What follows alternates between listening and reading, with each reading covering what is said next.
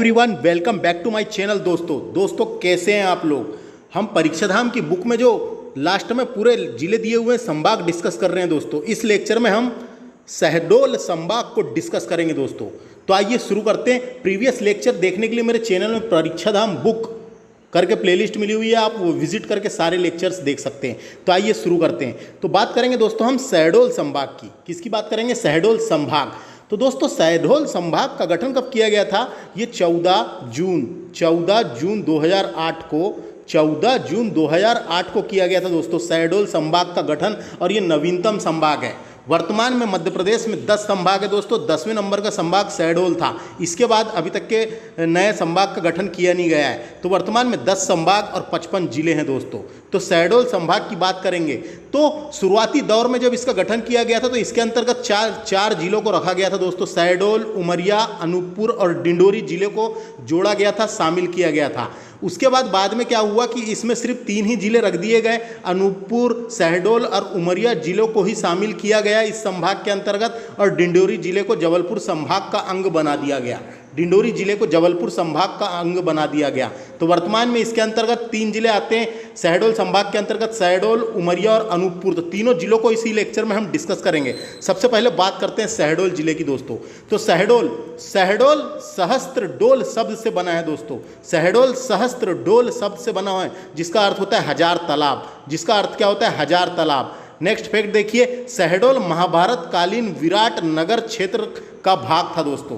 शहडोल जो था महाभारत कालीन विराट नगर क्षेत्र का भाग था। और यहाँ पे विराट मंदिर भी स्थित है। यहाँ पर विराट मंदिर भी स्थित है, याद रखना है। अगला भौगोलिक देखेंगे तो शहडोल में सोन नदी पर एक बांध बना हुआ है। देवलोद नामक स्थान पर बाण सागर बांध संचालित है। क्वेश्चन आ सकता है बाण सागर बांध किस नदी पर है? तो ये सोन नदी पर है। किस जिले पे? तो शहडोल के देवलोद नामक स्थान पे बना हुआ है। और इसका नाम क्या रखा गया? इस परियोजना का, इस बांध का नाम रखा गया है बाण सागर के नाम पे। तो बाण सागर परियोजना संचालित है देवलोद नामक स्थान पर, शहडोल के सोन नदी पर, याद रखना है।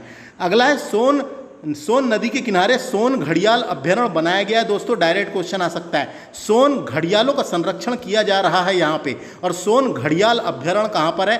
तो ये सोन नदी के किनारे शहडोल पे है, याद रखना है। यूरेनियम, यहाँ से यूरेनियम निकलता है दोस्तों। यूरेनियम का एकमात्र उत्पादक जिला है, इसलिए इसको यूरेनियम जिला भी कहते हैं। इसलिए इसको क्या कहते हैं? शहडोल को यूरेनियम जिला कहते हैं दोस्तों। यूरेनियम के बारे में आपको जानकारी के लिए बता दूं, यूरेनियम कहाँ से निकलता है? तो यूरेनियम जो है गोंडवाना सेल समूह के सरगुजा सीरीज में पाया जाता है। गोंडवाना सेल समूह के सरगुजा सीरीज में पाया जाता है, याद रखना है। सोहागपुर क्षेत्र दोस्तों, सोहागपुर कोयला क्षेत्र यहीं पे है। कहाँ?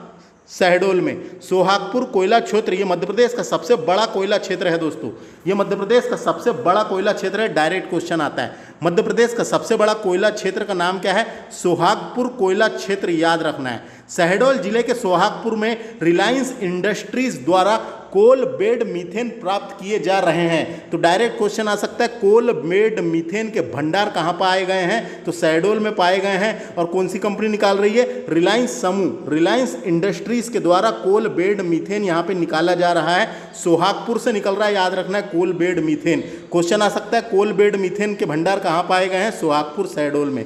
नेक्स्ट फैक्ट है, शहडोल के अमलाई में बिरला समूह द्वारा स्थापित ओरिएंट पेपर मिल है दोस्तों। ओरिएंट पेपर मिल की स्थापना 1965 में की गई थी। और ये बिरला समूह द्वारा स्थापित है, बिरला समूह के द्वारा स्थापित है। क्वेश्चन आ सकता है ओरिएंट पेपर मिल कहाँ पर है? शहडोल में है, इतना याद रखना है। मनरेगा विकास कार्य व भुगतान करने में शहडोल का प्रथम स्थान है दोस्तों। मनरेगा के तहत विकास करने में और मनरेगा के तहत भुगतान करने में प्रथम स्थान शहडोल को हासिल है। शहडोल ऐसा जिला है जो प्रथम स्थान पर है दोस्तों। अगला है, सोहागपुर में ही विराटेश्वर मंदिर और कामदेव मंदिर स्थित है दोस्तों।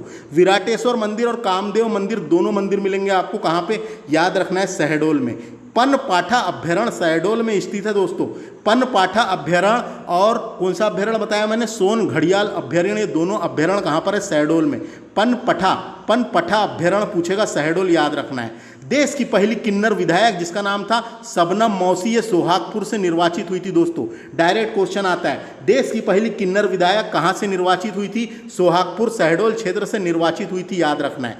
इसी प्रकार एक और फैक्ट याद रखिए, देश की पहली किन्नर महापौर का नाम था कमला जान, कटनी से निर्वाचित हुई थी। कमला जान कटनी से निर्वाचित हुई थी।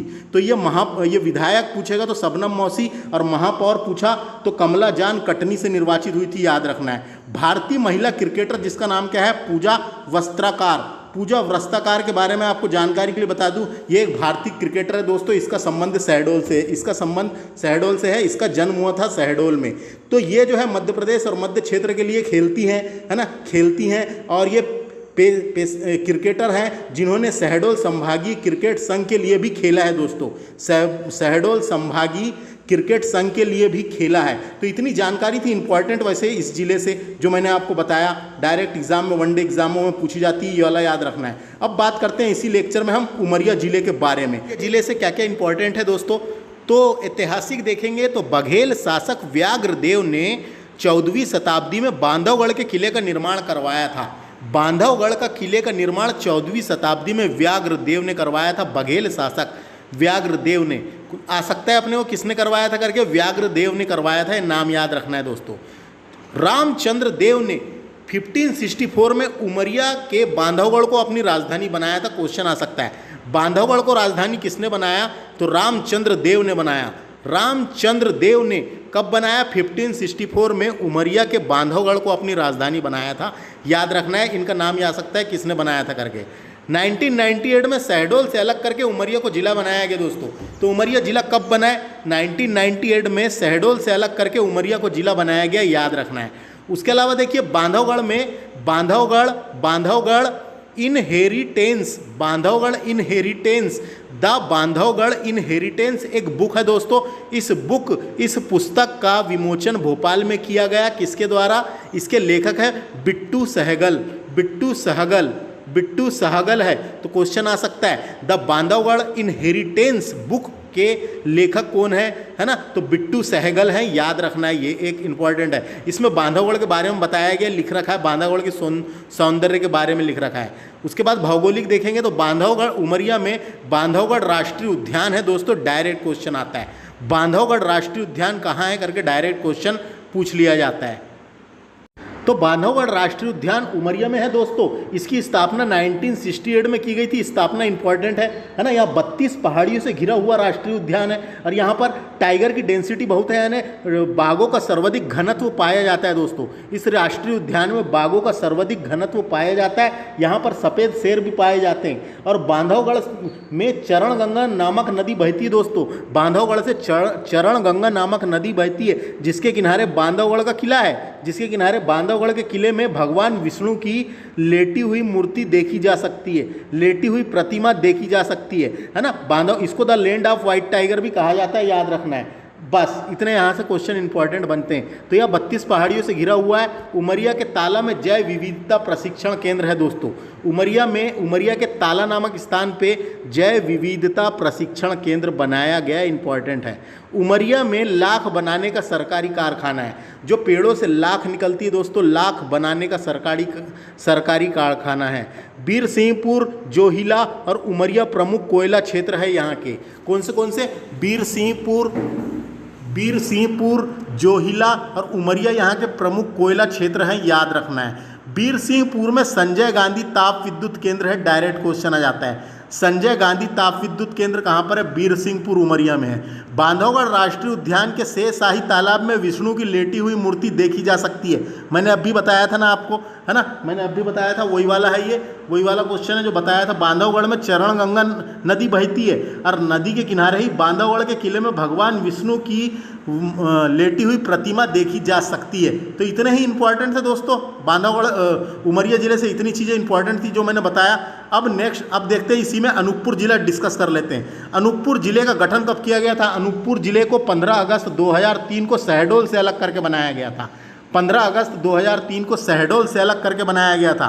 यहाँ से कौन सी नदी निकलती है, तो यहाँ पे अमरकंटक नामक तीर्थ है दोस्तों। अमरकंटक से नर्मदा नदी निकलती है जो पूर्व से पश्चिम की ओर बहती है। सोन नदी का उद्गम भी अमरकंटक से ही हुआ है दोस्तों, और ये उत्तर की ओर बहने वाली नदी है।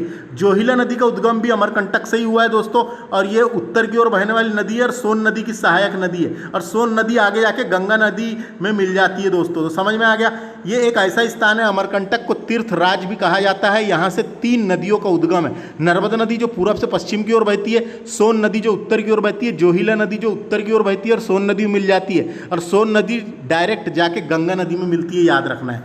यहाँ के प्रमुख जलप्रपात है कपिलधारा जलप्रपात नर्मदा नदी पर, शंभुधारा जलप्रपात, पंचधारा जलप्रपात और दूधधारा जलप्रपात। ये सब जलप्रपात नर्मदा नदी पर अनूपपुर अमरकंटक में ही है दोस्तों, याद रखना है। किरार घाटी अनूपपुर और छत्तीसगढ़ की सीमा पर स्थित है, डायरेक्ट क्वेश्चन आ सकता है। ये छत्तीसगढ़ और मध्य प्रदेश के बीच इसका विवाद चलते रहता है, इस घाटी का किरार घाटी विवाद।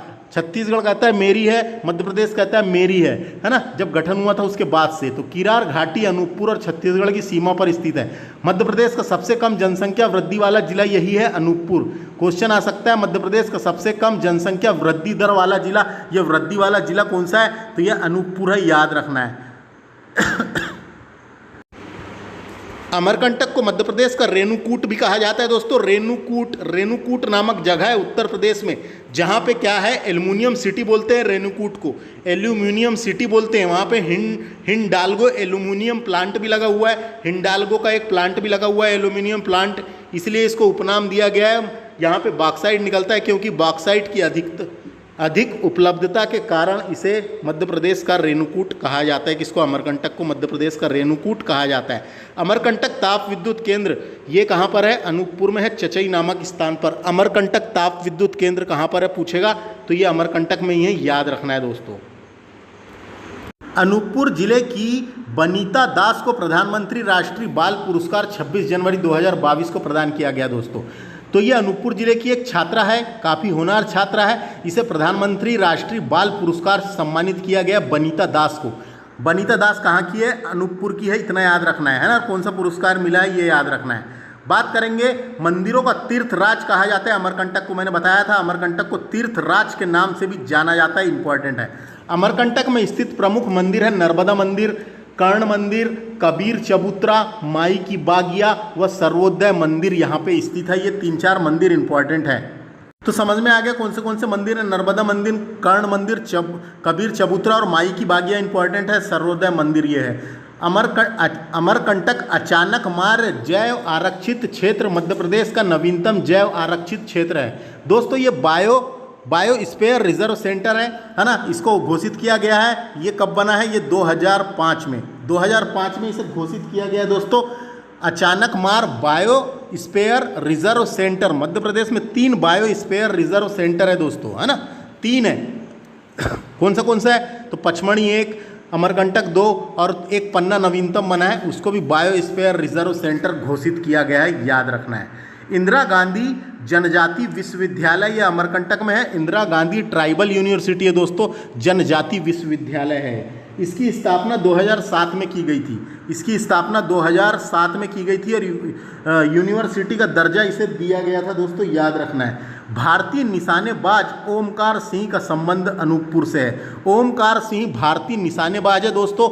इन्होंने राष्ट्रीय और अंतर्राष्ट्रीय दोनों, राष्ट्रीय और अंतर्राष्ट्रीय दोनों में भारत का नाम ऊंचा किया है, भारत का गौरव बढ़ाया है। तो ये कहाँ के हैं, इनका जन्म अनूपपुर में ही हुआ था। ओमकार सिंह निशानेबाज है, याद रखना है ना। निशानेबाज कहाँ के हैं पूछेगा, तो ये अनूपपुर के हैं, है ना। और ये निशानेबाज है और इन्होंने काफ़ी प्रसिद्धि हासिल की और हमारे मध्य प्रदेश और भारत का नाम रोशन किया।